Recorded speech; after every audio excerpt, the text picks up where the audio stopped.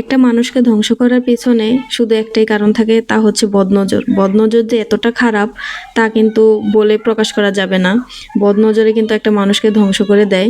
তো আমি কি করি না করি, বা আমি ভিডিও করি কেন, বা আমি কন্টেন্ট ক্রিয়েশন করি কেন, আমি এই ভিডিও করি কেন, সেই ভিডিও করি কেন, ভাই আমার ভিডিও আমি করি। আমি তো কারো কাছে যে বলি না ভাই যে তোমার ভিডিও করব কিনা, বা তুমি আমার ভিডিওতে আসো, বা আমার ক্যামেরার সামনে তোমাকে নিয়ে আসি, তোমাকে দিয়ে আমি ভিডিও করব। আমি তো আমার ভিডিও করতেছি, আমি তো আর কারো ভিডিও করতেছি না। আমি কয়টা আইডি চালাবো, আমার কয়টা আইডি থাকবে, বা কয়টা পেজ থাকবে, সেটা সম্পূর্ণ আমার বিষয়, সেটা তো আর অন্য কারো বিষয় না। আর আমি তো বলতেছি না কারো কাছে যে আমার এতটা পেজ খুলে দেন, সেতটা পেজ খুলে দেন।